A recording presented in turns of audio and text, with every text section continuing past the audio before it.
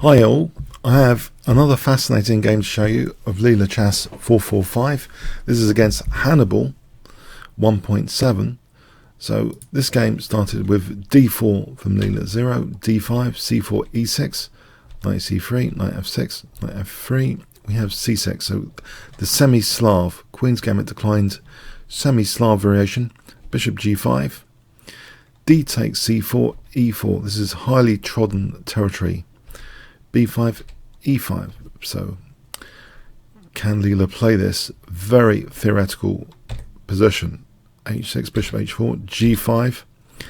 Leela does play knight takes g5. This is all pretty standard stuff from a chess-based live book perspective.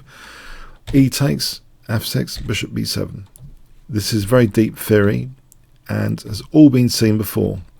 Queen b6, bishop g2, black castles queenside. Now after castling, there are various moves for black. This might not be one of the best.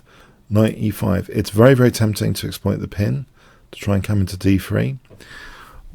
So to put this in perspective, Leela Chess hasn't got any opening books. So what to do in this position? To accept knight d3 or to do something else? What would you play with white in this position? Okay, it's only a relative pin. You can't legally take on e5, so you should consider it. It's a knight and a rook for the queen, but not just that. Let's have a look at this in the context of the whole position. So there's a knight and queen. There's also an extra pawn. Or is there? 4, 5, 6. Yes, there's an extra pawn. And also there's a pawn wedge over here, which is significant. Also white's control of the d file here looks a little bit menacing. b4, knight e4. White does have good compensation here, more than good. c5, bishop f4, eyeing support for that d6 indirectly. Now black played bishop takes e4. It's a little bit of a difficult position anyway, because there's an idea of knight g5. For example, queen a5, knight g5. White has a small edge here.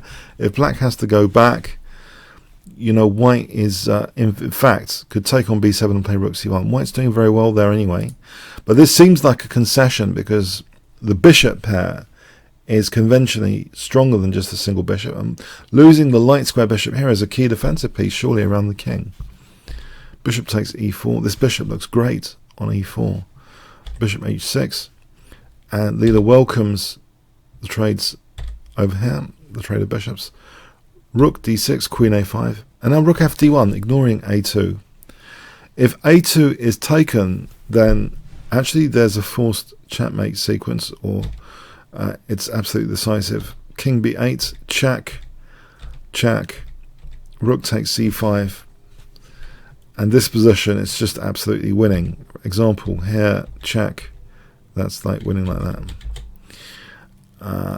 Yeah, it's absolutely winning. So rook d8 is basically the major threat here.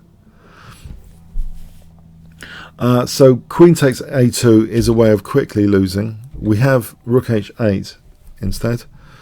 King g2, king b8, and now rook d7. So there's coordination now of the rook and bishop. But not only that, f7 is a problem. If f7 drops, there's already an advanced, pre-prepared, only 2 steps away, past pawn here to celebrate. Queen a4. We have bishop f3 protecting this rook, so kind of freeing this rook to move without losing the rook on d1. King c8. Rook takes f7. A new passed pawn has emerged.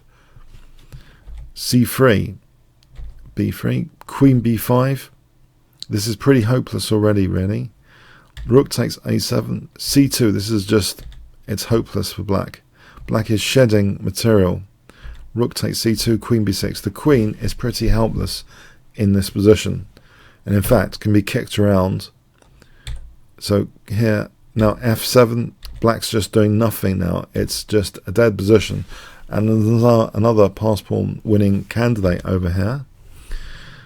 We have rook takes c5, check. Now the rook's double, and black just sits there helpless in this position. Rook a7. Queen takes e7, just desperate, absolutely desperate. And here, the game was adjudicated as a total win for white, as it is, of course, bishop and extra pawns, etc. So this was a very theoretical opening sequence. Knight e5, I believe, is not meant to be that good. So Hannibal underestimated perhaps slightly the queen for the two pieces, but in the context of the position, it's known to be quite good for white, that knight e5. I think it's actually avoided now. Even though it's tempting to try and exploit the pin to get into d3, it's avoided now by the top players, I believe. So an interesting game, because it shows Leela Chess is aware of the top way to play the whole variation. It's a very, very theoretical variation, and no one gave Leela Chess any opening books. A very deep line in the Queen's Game It Declines semi-Slav. Fascinating stuff. I hope you'll agree. Comments, questions, likes, shares appreciated. Thanks so much.